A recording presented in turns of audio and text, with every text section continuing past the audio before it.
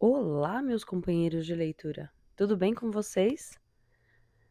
Vocês estão preparados para a Batalha de Kadesh? Pois eu estou ansiosíssima para ler essa batalha para vocês. Estamos nos capítulos finais, mais 2 leituras eu acredito que a gente termina esse livro. E agora é pancadaria, hein? A gente vai ver o desenrolar dos acontecimentos entre Shenar, Asha e a batalha em si. Muito obrigada por vocês estarem aqui me acompanhando nessa leitura em mais uma semana. E eu quero começar logo. Então, vamos lá. Preparados? Capítulo 52. Os 2 prisioneiros estavam aterrorizados. Um era alto e magro, o outro de estatura média, calvo e barbudo. Nenhum nem outro ousava erguer os olhos para o faraó do Egito. Seus nomes? Eu sou Amos, respondeu o calvo. O meu amigo chama-se Baduk. Quem são vocês? Chefes de tribos beduínas. Como explica sua presença nesta zona? Devíamos encontrar-nos com um dignitário hitita em Kadesh. Por que razão? Amos mordeu os lábios e Baduk baixou ainda mais a cabeça. Responda! Exigiu Ramsés. Os hititas nos propuseram uma aliança contra o Egito, no Sinai, para atacar as caravanas. E aceitaram?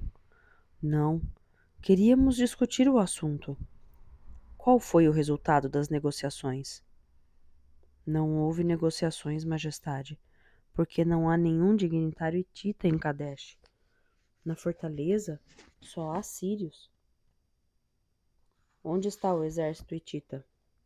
Abandonou Kadesh há mais de 15 dias. Segundo o comandante da Praça Forte, estacionaram em frente à cidade de Alep, a mais de 150 quilômetros daqui, para poderem manobrar as suas centenas de carros novos. O meu camarada e eu hesitamos em iniciar essa viagem. Os hititas não esperavam aqui em Kadesh? Esperavam sim, Majestade. Mas outros nômades como nós informamo-lhes da enormidade de suas tropas. Não tinham previsto que Vossa Majestade dispusesse de uma força tão imponente e preferiram enfrentá-lo num terreno mais propício. Você e outros beduínos anunciaram então a nossa chegada. Imploramos seu perdão, Majestade. Como tantos outros, eu acreditava na superioridade hitita, e bem sabe que esses bárbaros não nos deixam escolha. Ou lhes obedecemos ou nos massacram. Quantos homens há na fortaleza? Pelo menos 1000 sírios, convencidos de que Kadesh é inconquistável. Foi reunido o conselho de guerra. Aos olhos dos generais, Setaol tornara-se um personagem respeitável, digno de uma condecoração. O exército dos hititas recuou, declarou orgulhosamente o general da divisão de Ra. Não é uma vitória, Majestade? Uma vantagem muito pequena. Levanta-se, porém, uma questão. Devemos cercar Kadesh? As opiniões dividiram-se, mas a maioria defendeu um avanço rápido na direção de Alep. Se os hititas desistiram de nos enfrentar aqui, considerou Setaol, foi para nos atraírem para o seu terreno. Não seria mais prudente nos apoderarmos desta praça forte e fazer dela nossa base recuada, em vez de lançarmos todas as nossas divisões na batalha e entrarmos assim no jogo do adversário? Arriscamo-nos a perder um tempo precioso, objetou o general da divisão de Amon. Não é essa minha opinião. Sabemos que o exército hitita não defende Kadesh, então vamos apoderar-nos dela rapidamente. Talvez consigamos convencer os sírios a render-se e, em troca, lhes pouparemos a vida. Está decidido. Cercaremos e tomaremos Kadesh. A partir de agora, esta região ficará sob a autoridade do faraó. Conduzida pelo rei, a divisão de Amon atravessou a floresta de Labui. Passou o primeiro val, avançou pela planície, detendo-se a noroeste da imponente fortaleza de muralhas ameadas e com 5 torres ocupadas por sírios, que viram a divisão de Ra instalar-se em frente à Praça Forte. A divisão de Pitá acampou perto do val e a de Set ficou na orla do bosque. No dia seguinte, depois de uma noite e de uma manhã de repouso, as tropas egípcias se juntariam antes de cercar Kadesh e lançar o seu primeiro assalto. Os homens da engenharia ergueram com rapidez o acampamento do faraó. Depois de formarem um retângulo com escudos altos, montaram a ampla tenda do soberano, que dispunha de um quarto, um gabinete e uma sala de audiências. Grande número de outras tendas, mais modestas, eram destinadas aos oficiais. Os homens da tropa dormiriam ao ar livre, ou, em caso de chuva, sob abrigos de pano. À entrada do acampamento encontrava-se uma porta de madeira, com um leão de cada lado, que dava acesso a uma léia central, onde havia uma capela na qual o rei prestaria culto ao deus Amon. Logo que um dos generais deu autorização para descansarem as armas, os soldados dedicaram-se às diversas ocupações previstas em função das seções a que pertenciam. Trataram dos cavalos, dos burros e dos bois, lavaram os trajes, consertaram as rodas estragadas pelo solo irregular, afiaram os punhais e as lanças, distribuíram as rações e prepararam a refeição.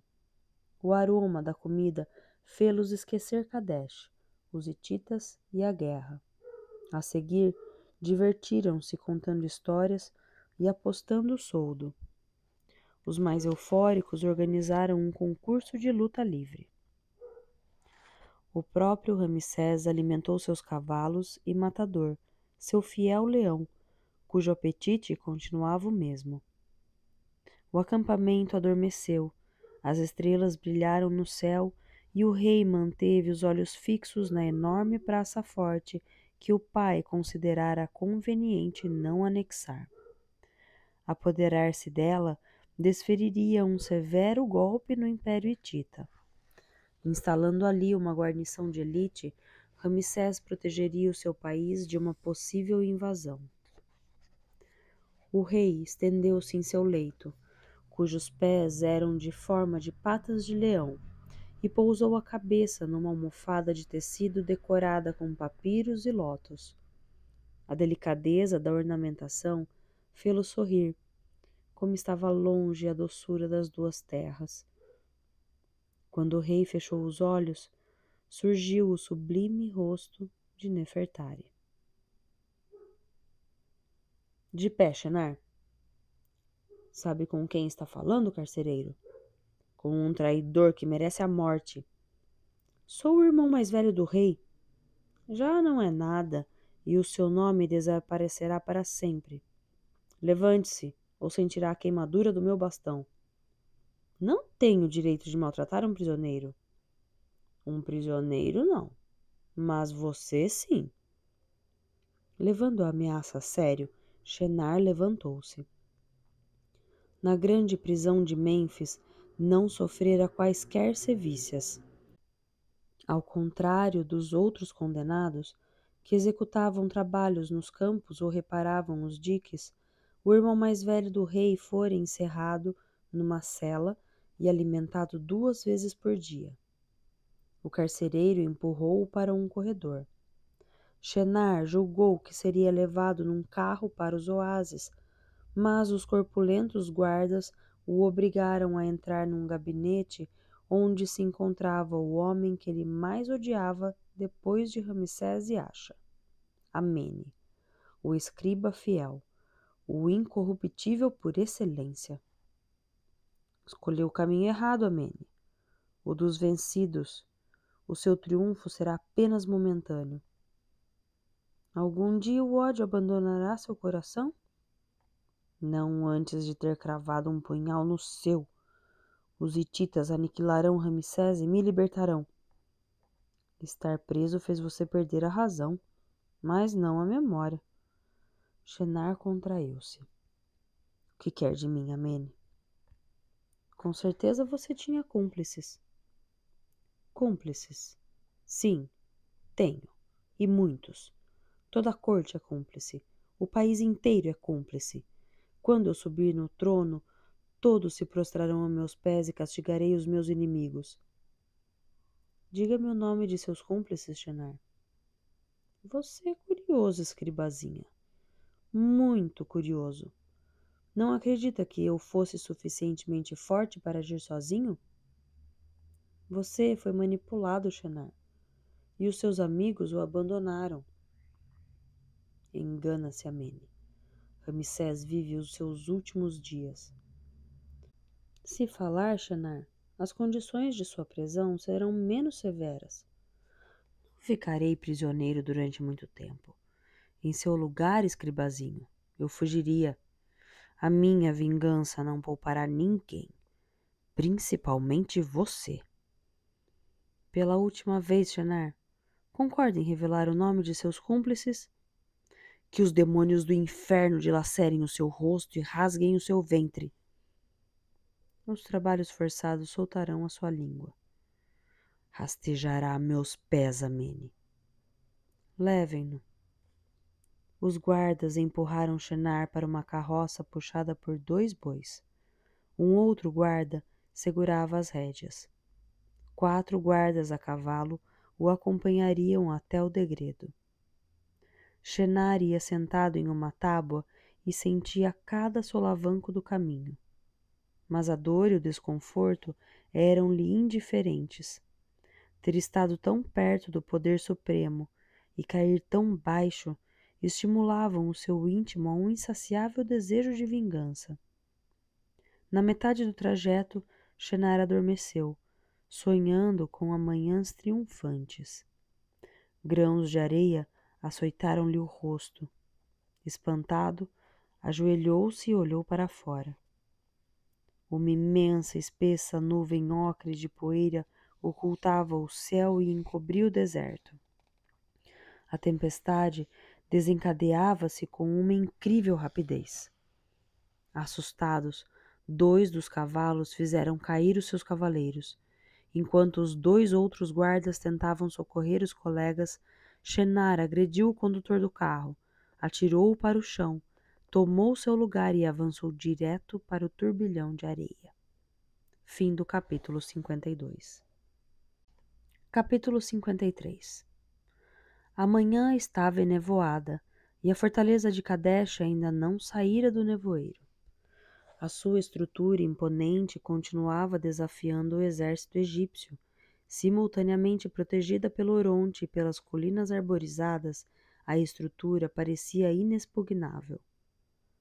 Do ponto em que o rei e a divisão de Amon haviam tomado posição, Ramsés via a divisão de Ra na planície que se estendia diante da Praça Forte, e a de Pitá, entre a floresta de Labui e o primeiro val. Em breve o ultrapassaria, seguido pela divisão de Set, e só então os 4 corpos do exército lançariam um assalto vitorioso contra a fortaleza. Os soldados verificaram as armas, adagas, lanças, espadas, sabres curvos, maças, machados e arcos, cujo contato queimavam-lhe os dedos. Os cavalos estavam nervosos com a aproximação do combate. Por ordem do escriba da administração, fez-se a limpeza do acampamento, e os utensílios de cozinha foram lavados com água corrente. Os oficiais passaram as tropas em revista e mandaram ao barbeiros que estavam mal barbeados. Também não toleraram aparências menos cuidadas e aplicaram vários dias de trabalho suplementares aos infratores. Pouco antes do meio-dia, sob um sol finalmente quente e brilhante, Ramsés ordenou, por sinal acústico, que se pusesse em movimento a divisão de Pitá, que rapidamente arrancou e começou a atravessar o val. Prevenida por um mensageiro, a de Sete logo avançaria pela floresta de Labui. De repente, a trovoada. Ramsés ergueu os olhos para o céu, mas não viu nenhuma nuvem. Terríveis bramidos surgiram da planície. Incrédulo, o faraó descobriu a verdadeira causa do ruído aterrador que enchia a zona de Kadesh. Uma leve incrível de carros hititas acabava de atravessar o segundo val próximo da fortaleza e lançava-se sobre o flanco da divisão de Errá. Outra leva rápida e gigantesca atacava a divisão de Pitá. Atrás dos carros corriam milhares de soldados de infantaria, cobrindo o monte e o vale com uma nuvem de gafanhotos. Esse imenso exército escondera-se na floresta, a leste e a oeste da Praça Forte, e agora lançava-se sobre as tropas egípcias no momento em que elas estavam mais vulneráveis. O número de inimigos espantou Ramsés. Quando surgiu Muatali, o faraó compreendeu. Ao redor do imperador do Hati, que estava de pé em seu carro, encontravam-se os príncipes da Síria, de Mitane, de Alep e de Ugarit, de Carquemish, de Arzua, e ainda os chefes de vários pequenos principados de Hattusil, por ordem do imperador, convencer a juntarem-se aos hititas para esmagarem o exército egípcio. Uma coligação. Muatali reunira, na mais vasta aliança que alguma vez existira, todos os países bárbaros até a beira-mar, oferecendo-lhes enormes quantidades de ouro e prata. 40.000 homens e 3.500 carros caíram sobre as forças egípcias mal colocadas e dominadas pelo espanto. Centenas de soldados de infantaria da divisão de Pitá tombaram sob as flechas inimigas, cujos carros voltaram e obstruíram o val. Os sobreviventes correram para a floresta de Labo e para ali se refugiarem, impedindo assim qualquer intervenção da divisão de Sete. Esta fração do exército egípcio não podia participar do combate, sob pena de se tornar uma presa fácil para os arqueiros da coligação. A quase totalidade dos carros da divisão de Pitá estava destruída, enquanto os da divisão de Sete permaneciam como que pregados ao chão. Na planície, a situação tornava-se catastrófica. Cortada ao meio, a divisão de Ra fora reduzida à impotência, e os seus homens debandavam. Os coligados massacravam os egípcios. O ferro de suas armas quebrava-lhes os ossos e trespassava-lhes as carnes.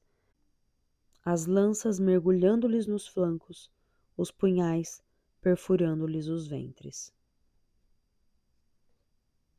Os príncipes coligados aclamaram Muatali. A estratégia do imperador revelava-se de uma eficácia perfeita. Quem poderia supor que o arrogante exército de Ramsés fosse assim exterminado sem sequer ser combatido? Os sobreviventes fugiam como lebres assustadas e só estavam vivos devido à rapidez da sua corrida. Só faltava desferir o golpe final. A divisão de Amon e o acampamento do faraó, ainda intactos, não resistiriam muito tempo às hordas ululantes que se precipitavam para eles.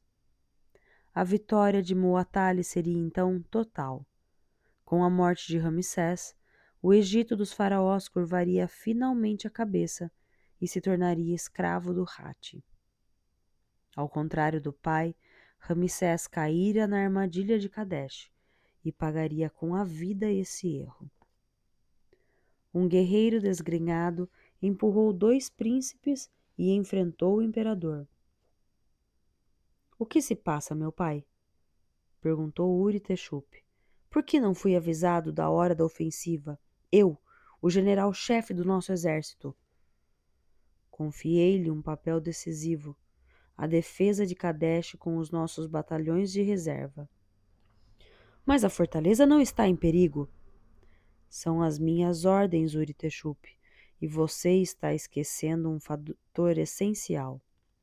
Não lhe confiei o comando do exército coligado. Mas então quem? Quem, senão o meu irmão Ratussil, poderia desempenhar essa difícil função?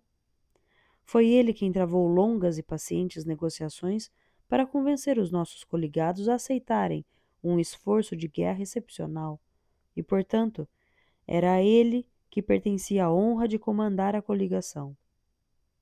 Uritexup lançou um olhar cheio de ódio a Ratussil e levou a mão ao cabo da espada. Regresse ao seu posto, Uritexup, ordenou secamente Muatali. Os cavaleiros hititas derrubaram a muralha de escudos que protegia o acampamento do faraó. Os poucos soldados egípcios que tentaram resistir tombaram com o corpo trespassado por lanças. Um tenente de cavalaria berrou, incentivando os fugitivos a resistir. A flecha de um arqueiro hitita entrou-lhe pela boca, e o oficial morreu mordendo inutilmente a haste que lhe tirava a vida. Mais de 2.000 carros preparavam-se para destruir a tenda real. Meu senhor, exclamou o escudeiro Mena, vós que protegeis o Egito no dia do combate, vós que sois o senhor da valentia, olhai! Em breve estaremos sós no meio de milhares de inimigos. Não permaneçamos aqui, fujamos! Ramsés olhou com desprezo para o escudeiro. Estou vendo que a covardia se apoderou do seu coração. Por isso, desapareça da minha frente. Majestade, suplico-vos, isso não é coragem, mas loucura. Salvai a vossa vida. O país tem necessidade de vós. O Egito não tem necessidade de um derrotado. Eu combaterei, Mena. Ramsés colocou a coroa azul e envergou uma couraça curta, combinando com um saiote e um colete recobertos de pequenas placas de metal. Nos pulsos, pulseiras de ouro cujos fechos representavam patos em lápis-lazuli com cauda de ouro. Tranquilo, como se o dia anunciasse sereno, o monarca couraçou os seus 2 cavalos com coberturas de algodão em vermelho, azul e verde. A cabeça de Vitória em Tebas, o macho, e de A deusa Mut está satisfeita, a fêmea, estavam adornadas com um magnífico penacho de plumas vermelhas com ponta azul. Ramsés subiu em seu carro de madeira revestida de ouro de 2 metros de comprimento, cuja caixa apoiava-se num eixo e num leme. As peças haviam sido dobradas ao fogo, cobertas com folha de ouro e presas com cavilhas. As partes expostas à fricção estavam protegidas por couro. A armação da caixa, aberta atrás, era feita de tábuas revestidas de ouro e o fundo com tiras entrelaçadas. Nas laterais do carro, figuras de asiáticos e núbios ajoelhados e submissos. O sonho de um reinado prestes a fracassar. A última afirmação simbólica do poderio do Egito, do seu domínio sobre o norte e o sul. O carro estava equipado com 2 aljavas, uma para as flechas e a outra para os arcos e as espadas. Com essas armas irrisórias, o faraó preparava-se para combater um exército inteiro. Ramsés atou as rédeas ao redor da cintura para ter as mãos livres. Os 2 cavalos eram inteligentes e corajosos e avançariam direto sobre a horda inimiga. Um rugido grave reconfortou o rei. Matador, o seu leão, permanecia-lhe fiel e bater-se-ia com ele até a morte. Um leão e uma parelha de cavalos. Eis os 3 últimos aliados do rei do Egito. Os carros e os soldados da divisão de Amon dispersavam-se perante o inimigo. Se cometer um erro, dissera-lhe Sete, Não acuse outro senão você mesmo e retifique o seu erro. Lute como um touro, um leão e um falcão. Seja fulgurante como o raio. Caso contrário, será derrotado. Com um ruído ensurdecedor, levantando uma nuvem de poeira, os carros dos coligados subiram ao assalto da colina sobre a qual imperava o faraó do Egito, de pé em seu carro. Um profundo sentimento de injustiça invadira Ramsés. Por que o destino lhe era tão desfavorável? Por que devia o Egito perecer sob os golpes dos bárbaros? Na planície, nada restava da divisão de Ra, cujos sobreviventes haviam fugido para o sul. As forças sobreviventes das divisões de Pitá e de Set estavam bloqueadas na margem leste do Oronte. Quanto à divisão de Amon, que englobava nas suas fileiras a elite da cavalaria, comportara-se com uma covardia repugnante. Desmembrara-se quando do primeiro ataque dos coligados.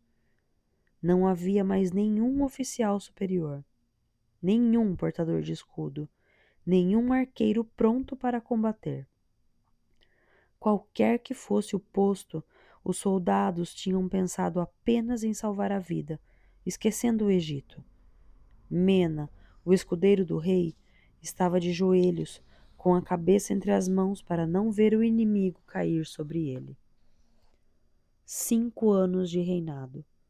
5 anos durante os quais Ramsés tentara ser fiel ao espírito de Sete e assim continuar a edificação de um país rico e feliz.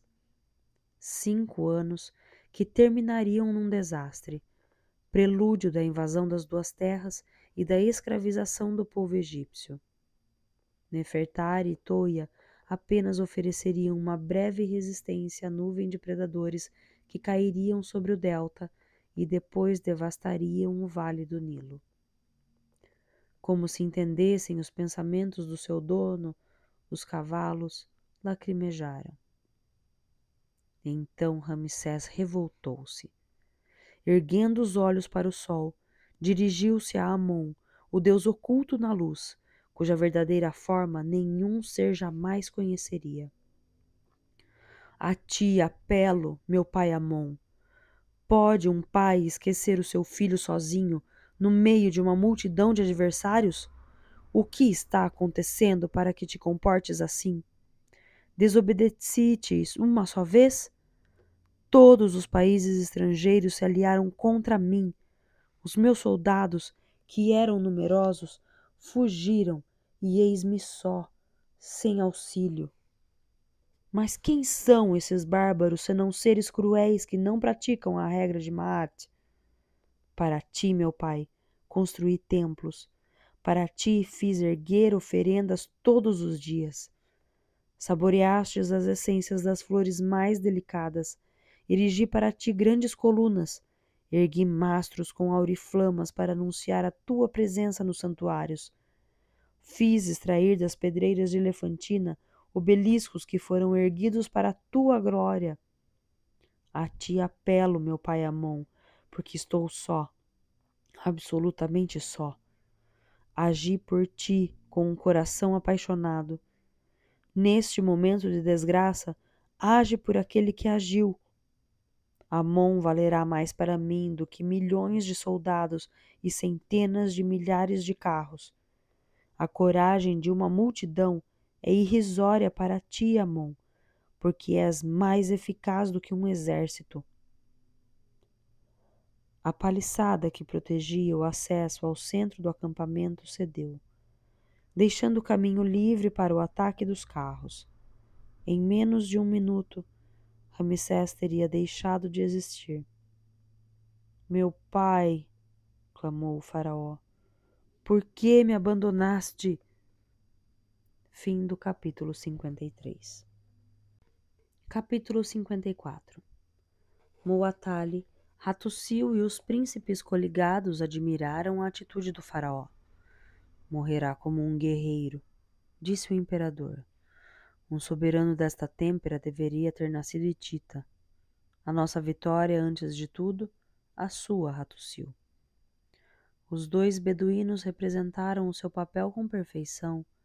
Foram as suas mentiras que convenceram Ramsés de que as nossas tropas estavam longe de Kadesh. Uri-Teshup fez mal em opor-se ao seu plano e preconizar uma batalha defronte à Praça Forte. Levarei em consideração o seu erro. O essencial não é ver triunfar a aliança? A conquista do Egito vai nos proporcionar prosperidade durante vários séculos. Assistamos ao fim de Ramsés, traído pelas suas próprias tropas.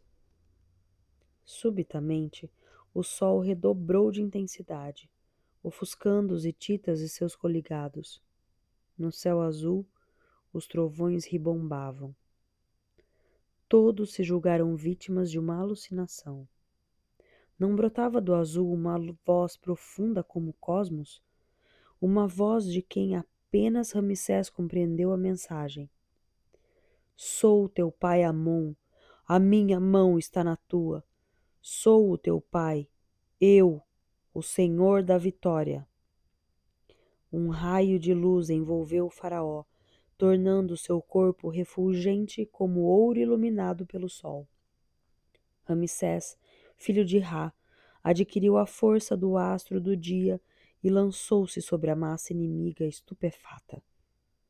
Não era um chefe vencido e solitário que travava o seu último combate, mas um rei de força sem igual e braço infatigável. Uma chama devastadora, uma estrela cintilante, um vento violento, um touro selvagem de chifres afiados, um falcão que dilacerava com as suas garras a quem lhe opusesse. Ramsés lançava flecha sobre flecha, matando os condutores dos carros hititas. Sem ter quem os controlasse, os cavalos empinavam e caíam uns sobre os outros. Os carros voltaram-se, formando um amontoado confuso.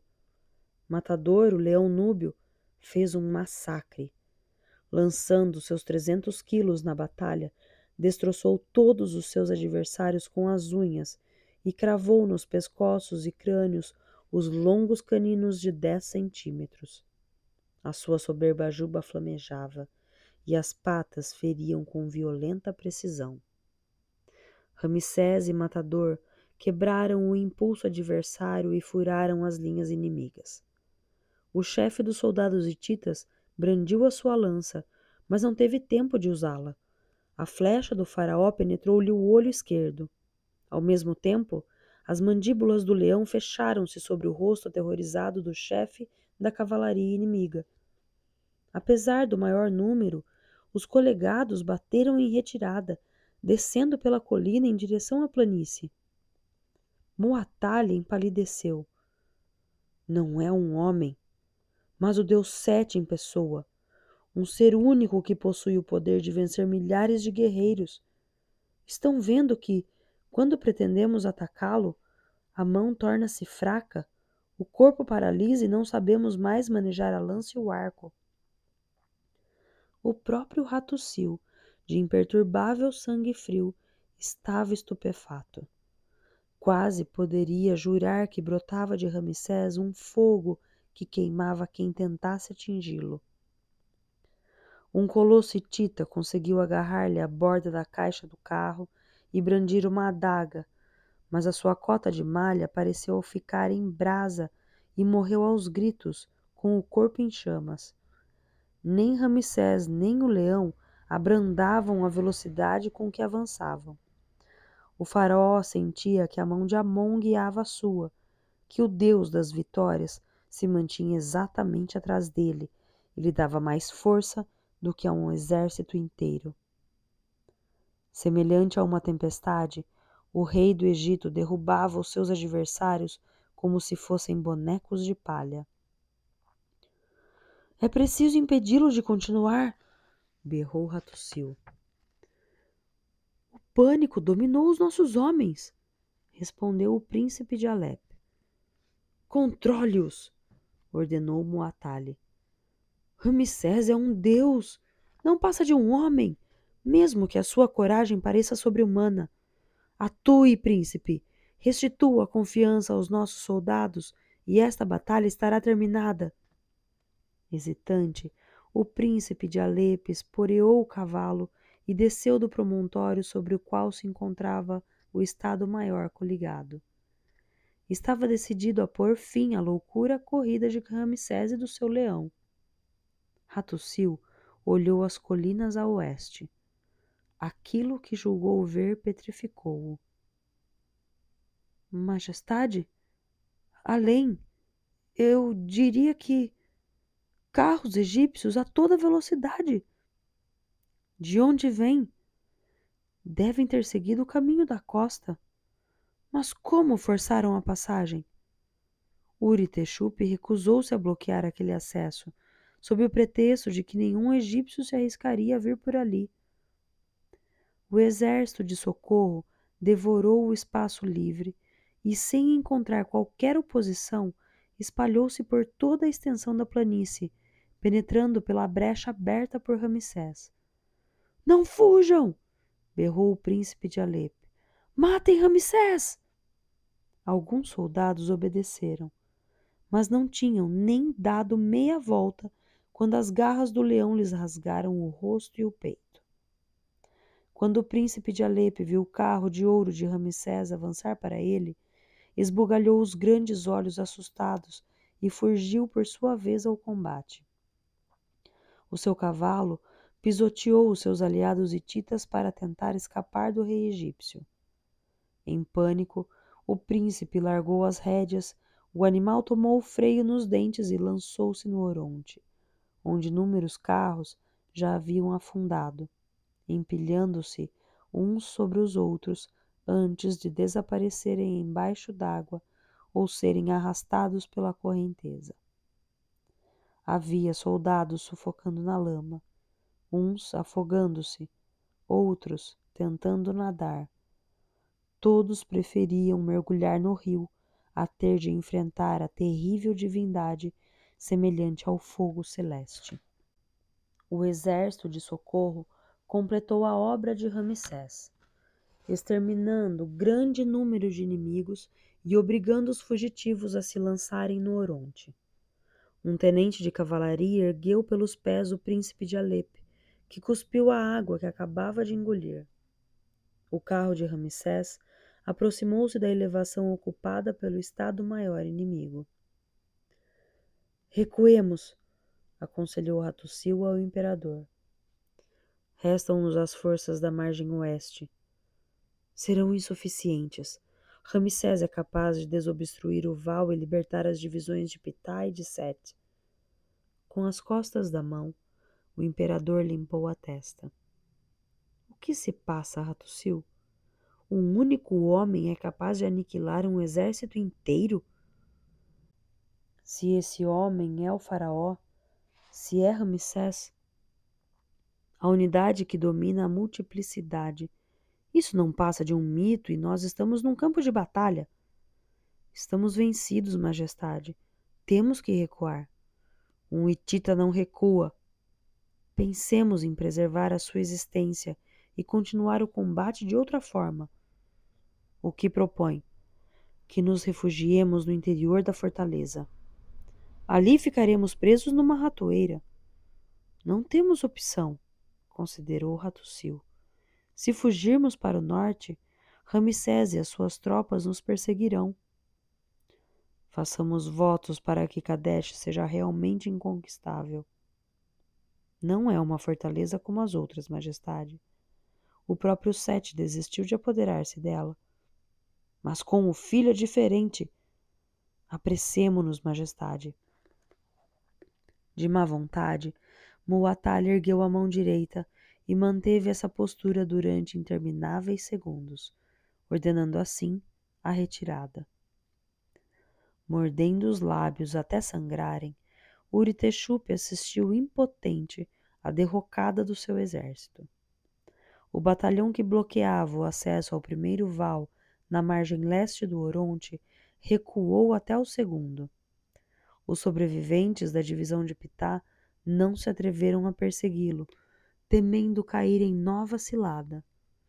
O general preferiu garantir a sua retaguarda enviando um mensageiro à divisão de Sete, para informá-lo de que o caminho estava livre e que podia atravessar a floresta de Labui. O príncipe de Alepe, voltando a si, livrou-se do soldado que o salvara, atravessou o rio a nado e juntou-se aos seus coligados em marcha para Kadesh. Os arqueiros do exército de socorro egípcio abateram fugitivos a centenas. Os egípcios avançavam sobre os cadáveres e cortavam a mão de cada um para proceder a uma estatística macabra, cujo resultado figuraria nos arquivos oficiais. Ninguém se atrevia a aproximar-se do faraó. Matador deitara-se em posição de esfinge na frente dos cavalos.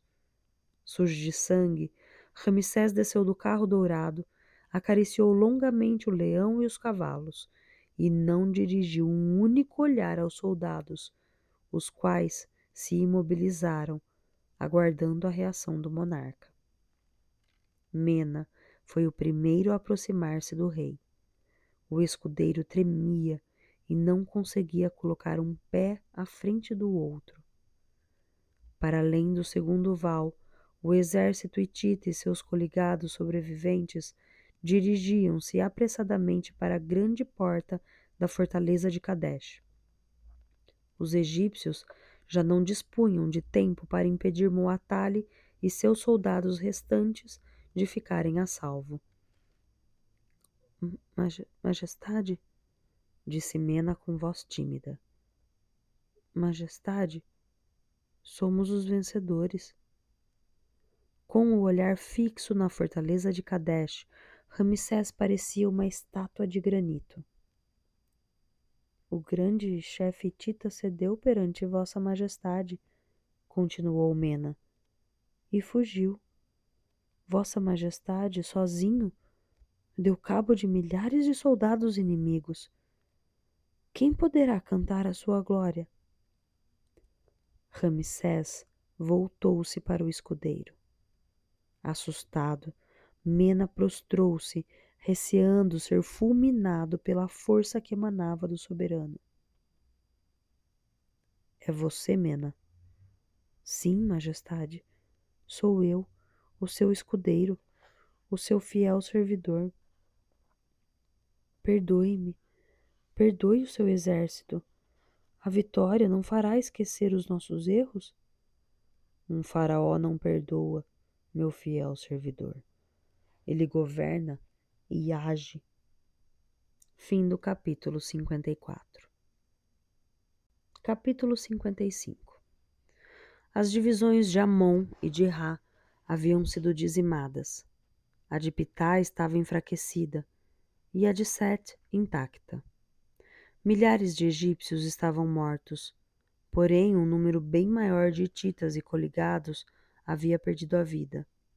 Agora, uma única realidade se impunha. Ramsés ganhara a batalha de Kadesh.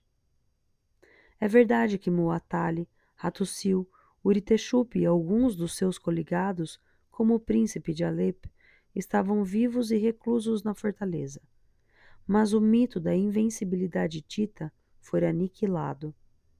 Muitos príncipes alistados ao lado do imperador do Hatti haviam morrido, afogados ou trespassados por flechas.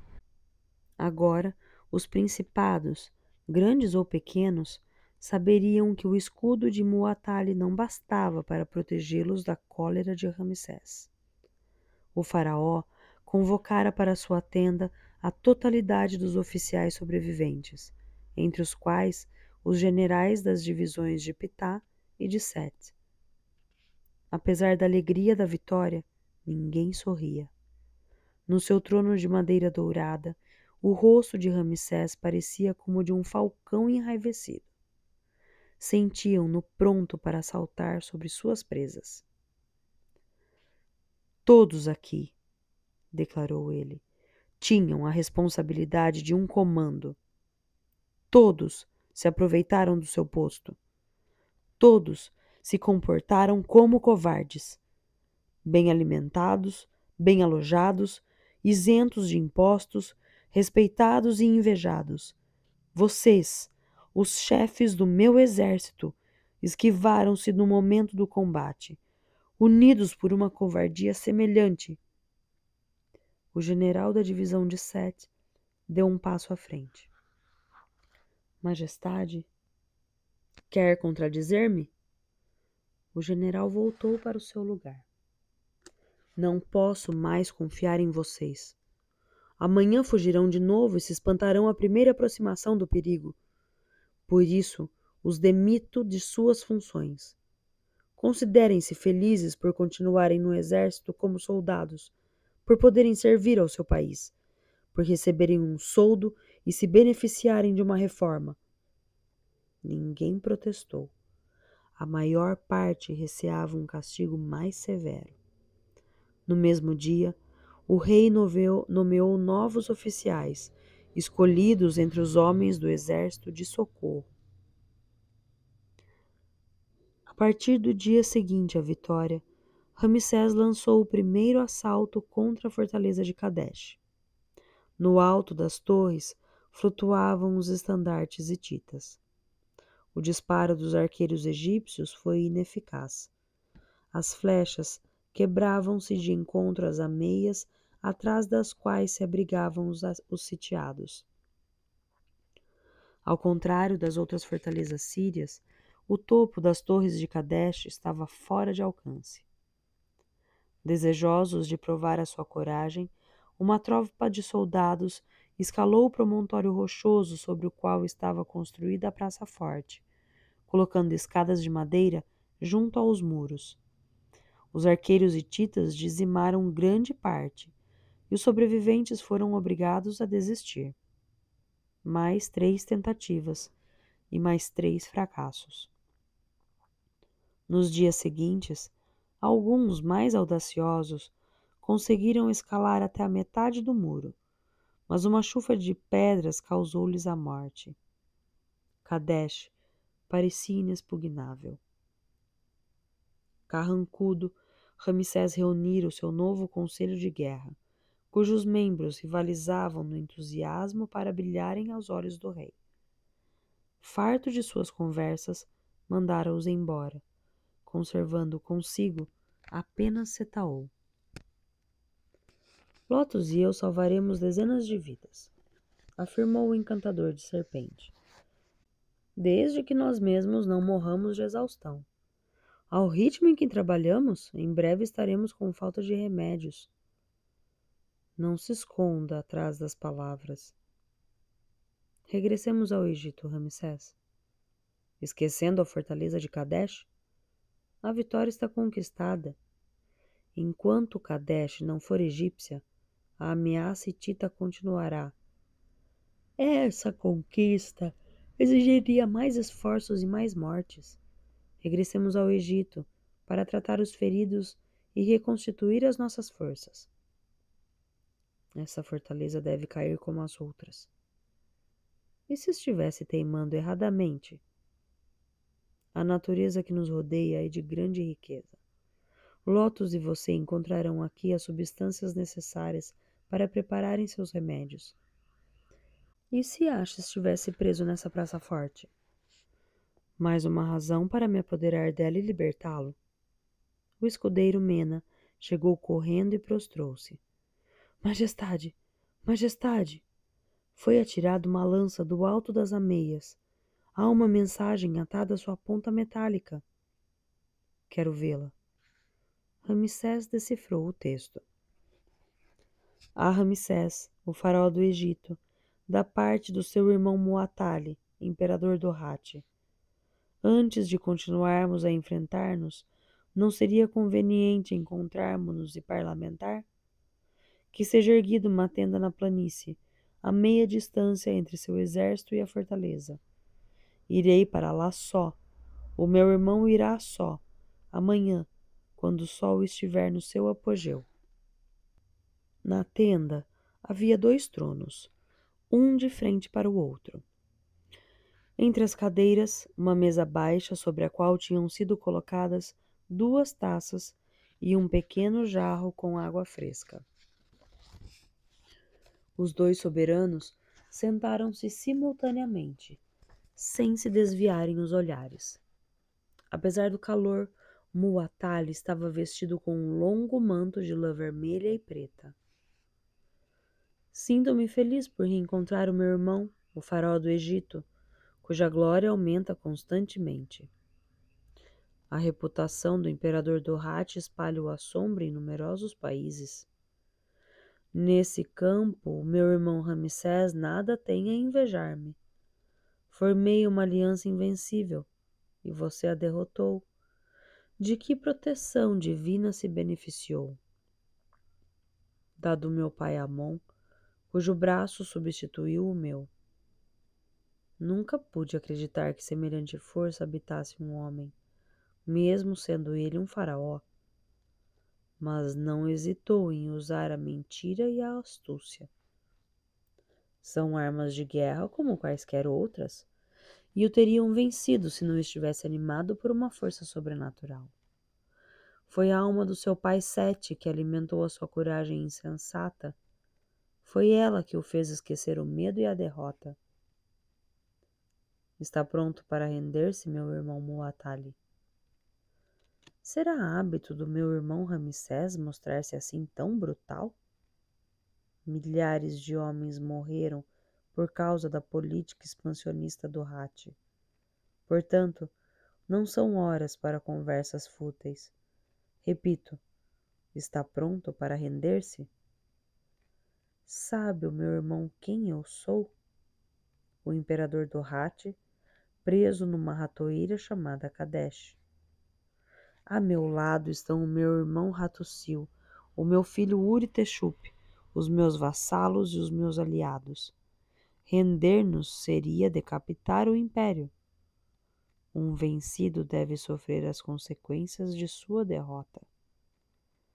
Venceu a batalha de Kadesh, é verdade, mas a fortaleza permanece intacta. Mais cedo ou mais tarde ela cairá. Os seus primeiros assaltos foram ineficazes. Se continuar assim, perderá muitos homens sem sequer arranhar os muros de Kadesh. Foi por isso que decidi adotar outra estratégia. Já que estamos entre irmãos, poderia revelá-la? Ainda não adivinhou? Será com base na paciência. Vocês são numerosos no interior da Praça Forte. Esperaremos que se acabem os suprimentos. Uma rendição imediata não seria preferível a longos períodos de sofrimento? O meu irmão Ramsés conhece mal essa fortaleza. Os seus imensos armazéns contêm grande quantidade de alimentos, o que nos permitirá suportar o cerco durante vários meses. Seremos beneficiados por condições até mais favoráveis do que as do próprio exército egípcio. Está blefando. Não, meu irmão, não estou, não. Vocês, egípcios, estão a grande distância de suas bases e terão dias cada vez mais difíceis. Sabemos que detesta permanecer longe do seu país e que o Egito não gosta nada de estar muito tempo privado do seu faraó. Virá o outono, depois o inverno, com o frio e as doenças. Surgirão também o desencanto e o cansaço.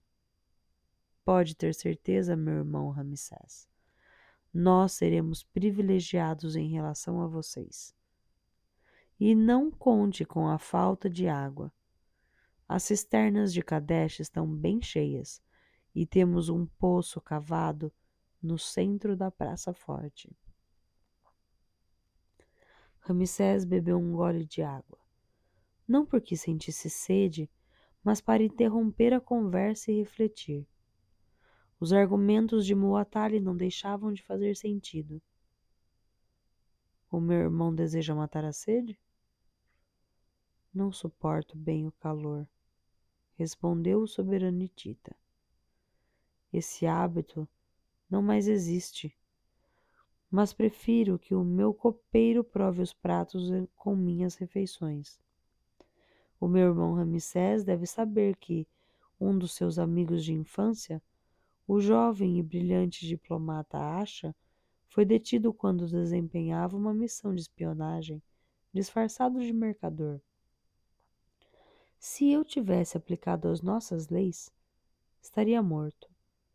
Mas logo imaginei que você ficaria satisfeito por salvar um ente querido. Engana-se, Muatali. Em mim, o rei devorou o homem. A Asha não apenas é seu amigo, mas também o verdadeiro chefe da diplomacia egípcia e o melhor conhecedor da Ásia. Se o homem permanece insensível, o monarca não sacrificará uma das peças fundamentais do seu jogo. O que propõe? A paz, mesmo que temporária, não será melhor que um combate desastroso? A paz. Impossível. Reflita, meu irmão Ramsés.